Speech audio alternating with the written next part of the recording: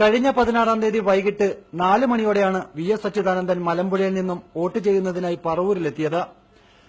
Polling സ്റ്റേഷനിലെത്തിയ VS. Vote ചെയ്യാൻ ശ്രമിക്കുന്നതിനിടയിൽ വോട്ടിംഗ് മെഷീൻ പ്രവർത്തിച്ചിരുന്നില്ല. ഈ സമയം സഹായത്തിനായി മകൻ അരുണും സ്ഥാനാർത്ഥിയായ ജി. സുധാകരനും വി.എസിനടുത്തെത്തി. പിന്നീട് പ്രിസൈഡിംഗ് ഓഫീസറോട് പരാതി പറഞ്ഞതിന്റെ അടിസ്ഥാനത്തിൽ വി.എസ്. പിന്നീട് വോട്ട് ചെയ്തു. ഈ സമയം അരുണും ജി. സുധാകരനും മാറി നിൽക്കുകയായിരുന്നുവെന്ന് ദൃശ്യങ്ങൾ തന്നെ വ്യക്തമാക്കുന്നു.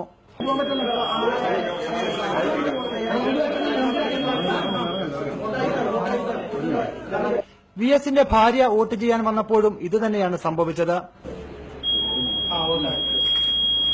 വോട്ടിംഗ് യന്ത്രത്തിൽ വന്ന കാലതാമസം പരിശോധിക്കുന്ന ചിത്രങ്ങളെടുത്താണ് മാധ്യമങ്ങൾ ജി. സുധാകരനെ ഇപ്പോൾ വേട്ടയാടുന്നത്. പോളിംഗ് സ്റ്റേഷനിൽ സ്ഥാനാർത്ഥികൾക്ക് കയറാൻ തടസ്സമില്ല എന്നിരിക്കെ 30-ലധികം വരുന്ന മാധ്യമപ്രവർത്തകർ പ്രിസൈഡിംഗ് ഓഫീസറുടെ അനുമതിയില്ലാതെ എങ്ങനെ ഹാളിനുള്ളിൽ പ്രവേശിച്ചുവെന്ന ചോദ്യമാണ് ഇപ്പോൾ ഉയരുന്നത്. Shajahan, news bureau, Alappuzha.